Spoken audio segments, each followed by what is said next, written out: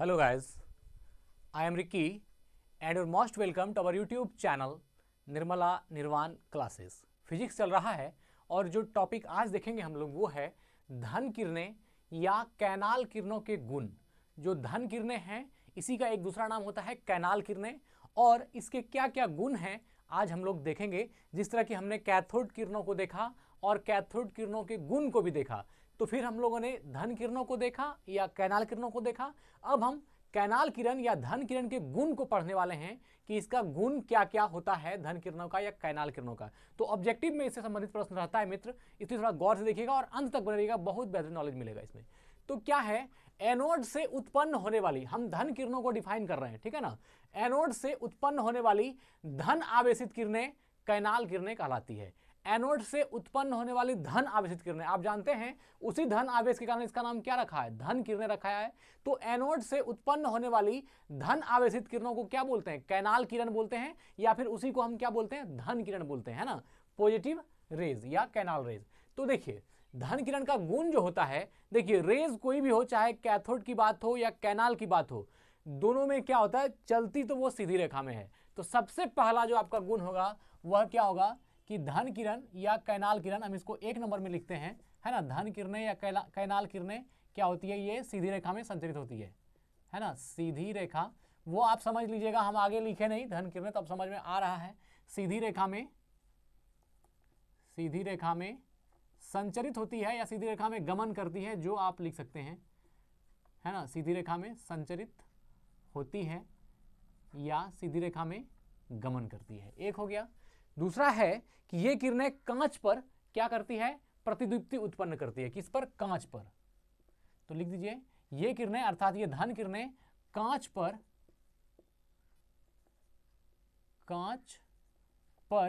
प्रतिदीप्ति उत्पन्न करती है, प्रतिदीप्ति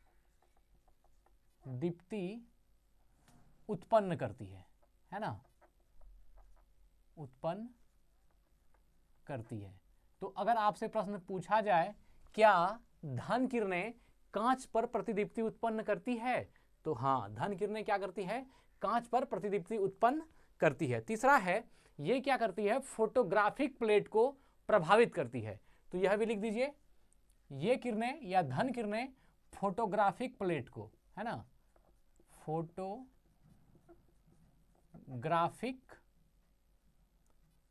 फोटोग्राफिक प्लेट को प्रभावित करती है। फोटोग्राफिक प्लेट को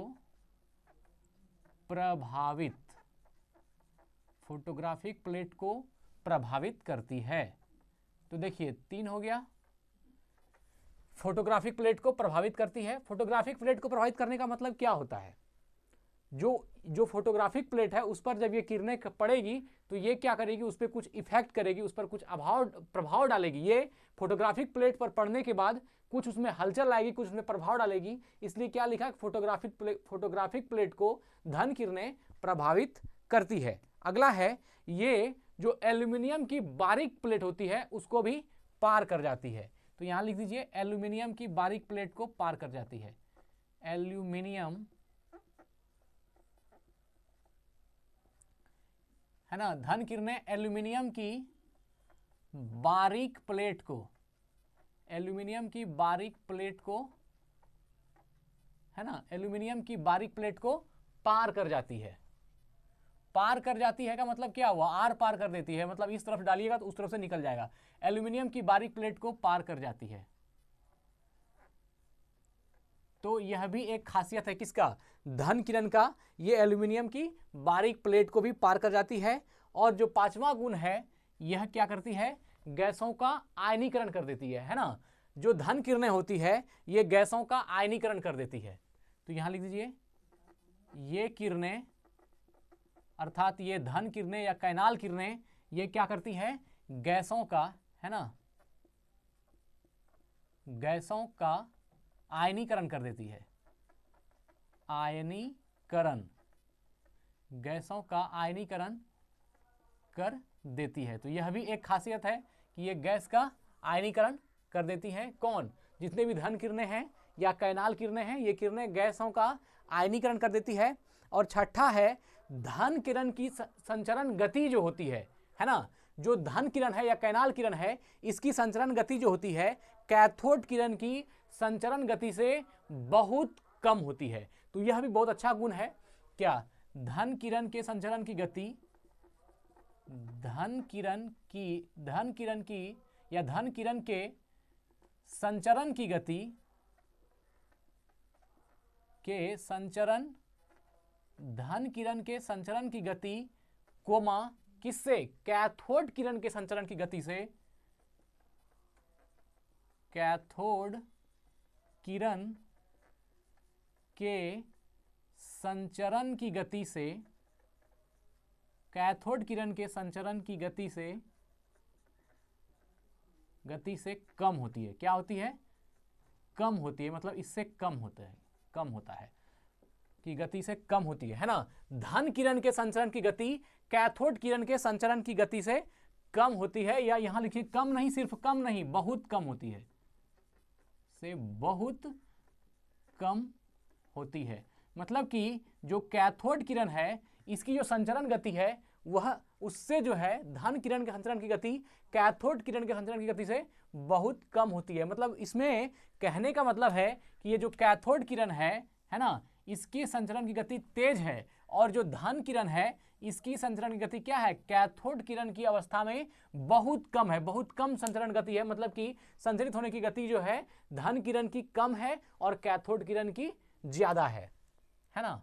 और जो 7 पॉइंट है यह है धन किरण की प्रत्येक कण का जो द्रव्यमान होता है, ये जो आप कैनाल किरण है इसके प्रत्येक कण का द्रव्यमान जो होता है वह उन गैस के परमाणु द्रव्यमान के निकट होता है जिस गैस के जो आपका ट्यूब बना हुआ है, आप कह सकते हैं उसको एक तरह से कि विद्युत विसर्जित जिस गैस के अंदर विद्युत विसर्जन की क्रिया जिस गैस से होती है उसका परमाणु द्रव्यमान ले लें, और अगर यदि धन किरण के एक अणु का परमाणु द्रव्यमान ले लें है ना, तो क्या होता है? ये लगभग दोनों का द्रव्यमान क्या होता है? निकट होता है, बराबर होता है। देखिए क्या बताना चाह रहे हैं, तो लिखिए धन किरण जो होता है, धन किरण की प्रत्येक कण का द्रव्यमान, धन किरण की प्रत्येक कण का द्रव्यमान, धन किरण के प्रत्येक कण का द्रव्यमान, धन किरण की प्रत्येक कण का द्रव्यमान कोमा उन गैस के परमाणु द्रव्यमान के निकट होता है, उन गैस के परमाणु के द्रव्यमान के निकट होता है, के द्रव्यमान के निकट होता है कोमा जिसमें विद्युत विसर्जन की जाती है ना, जिसमें विद्युत विसर्जन की जाती है, जिसमें विद्युत विसर्जित की जाती है या विसर्जित की जाती है, विद्युत विसर्जित की जाती है। ये लास्ट पॉइंट था। क्या है कि धन किरण जो भी आपका कैनाल रे है इसके प्रत्येक कण का जो द्रव्यमान होता है, कैनाल रे के प्रत्येक कण का, प्रत्येक पार्टिकल का जो द्रव्यमान होता है ना, उन गैस के परमाणु के द्रव्यमान के निकट होता है। किस गैस के? उस गैस के परमाणु के द्रव्यमान के निकट होता है ना, जिसमें विद्युत विसर्जित की जाती है। तो देखिए धन किरण की बात हो, कैनाल किरण की बात हो या कैथोड किरण की बात हो, तो यह सब जब भी होता है तो क्या होता है? विद्युत विसर्जित किसी न किसी गैस के जो जिस गैस में है ना, उसमें जो विद्युत विसर्जन की जाती है तो किसी गैस में ही विद्युत विसर्जित की जाती है।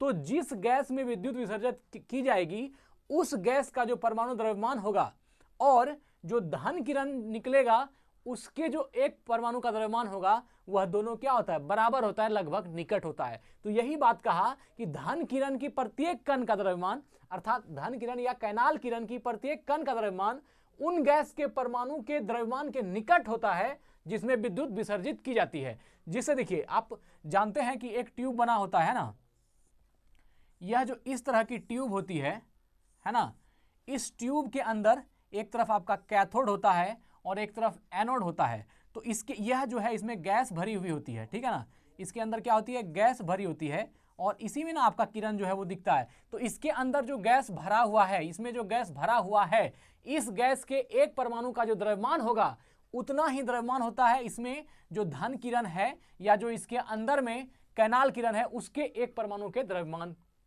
जितना होता है उतना ही यह जिस गैस के अंदर यह क्रिया हो रही है ना, विद्युत विसर्जित हो रही है, उसके एक परमाणु के द्रव्यमान के बराबर होती है। तो यही कहा कि धन किरण की प्रत्येक कण का द्रव्यमान उन गैस के परमाणु के द्रव्यमान के निकट होता है, उन गैस के परमाणु के द्रव्यमान के निकट होता है जिसमें विद्युत विसर्जित की जाती है। तो इसमें जो गैस होगा यहां पर, इसी गैस के एक परमाणु का जो द्रव्यमान होगा वही इसमें निकलने वाले धन किरण के या कैनाल किरण के एक परमाणु का द्रव्यमान होता है।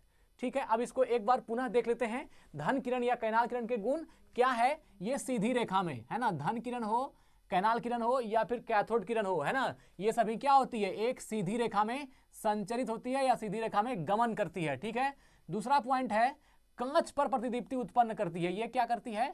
कांच पर प्रतिदीप्ति, धन किरण हो या कैनाल किरण हो, ये कांच पर प्रतिदीप्ति उत्पन्न करती है ना, फोटोग्राफिक प्लेट को प्रभावित करती है। तीसरा पॉइंट है कि धन किरण या कैनाल किरणें फोटोग्राफिक प्लेट को प्रभावित करती है, फोटोग्राफिक प्लेट को प्रभावित करती है। चौथा पॉइंट है ये एल्यूमिनियम की बारीक प्लेट को भी पार कर जाती है, एल्यूमिनियम की जो बारीक प्लेट है उसको भी ये धन किरण या ये कैनाल किरण क्या करती है? पार कर जाती है ना, आर पार कर जाती है। तो ये चौथा पॉइंट है। पांचवा है ये किरणें गैसों का आयनीकरण कर देती है, गैस का क्या कर देती है? आयोनाइजेशन, आयनीकरण कर देती है। ये किरणें गैसों का आयनीकरण कर देती है। आयनीकरण करने का मतलब क्या होता है? आयोनाइजेशन का क्रिया का मतलब क्या होता है? मतलब कि ये जो आपका पॉजिटिव चार्ज और नेगेटिव चार्ज है वो चार्ज क्या होती है? आपस में जो है उस गैस के अंदर, गैस के तल पर जो है वो चार्ज आपस में ये होने लगता है, ये जो मतलब कि आपस में विचरण करने लगता है और ये क्रियाएं क्या कहलाती है? आयनीकरण कहलाती है। तो यही क्या बोला कि ये किरणें गैसों का आयनीकरण कर देती है, अर्थात उसको पॉजिटिव नेगेटिव चार्ज में डिवाइड कर देती है। तो ये किरणें गैसों का आयनीकरण करती है। कौन? धन किरणें या कैनाल किरणें। छठा पॉइंट है धन किरण के संचरण की गति कैथोड किरण के संचरण की गति से बहुत कम होती है। मतलब कैथोड किरण की जो संचरण की गति है, कैथोड किरण की संचरण की जो रफ्तार है वह बहुत ज्यादा है। किससे? धन किरण से। इसलिए कहा कि धन किरण के संचरण की गति कैथोड किरण के संचरण की गति से बहुत कम है। मतलब धन किरण का कम है और कैथोड किरण के संचरण की गति बहुत ज्यादा है। किससे? धन किरण से या कैनाल किरण से। अगर आपसे पूछा जाए ऑब्जेक्टिव प्रश्न में निम्नलिखित में से धन किरण और कैथोड किरण में से किसकी संचरण की गति बहुत तेज है, तो धन किरण की अपेक्षा कैथोड किरण के संचरण की गति तेज है। या फिर ऐसा कहेंगे कैथोड किरण की संचरण की अपेक्षा धन किरण के संचरण की गति बहुत कम है। सातवां पॉइंट है धन किरण की प्रत्येक कण का द्रव्यमान, जो धन किरण है उसके प्रत्येक कण का द्रव्यमान उन गैस के परमाणु के द्रव्यमान के निकट होता है जिसमें विद्युत विसर्जित की जाती है, जिसमें विद्युत विसर्जित की जाती है। तो मित्र आज हम लोगों ने देखा धन किरण या कैनाल किरणों के गुण। तो ठीक है, आज वीडियो को यहीं एंड करते हैं, मिलते हैं अगली वीडियो में। स्वस्थ रहें, अपना ख्याल रखें। जय हिंद, जय भारत।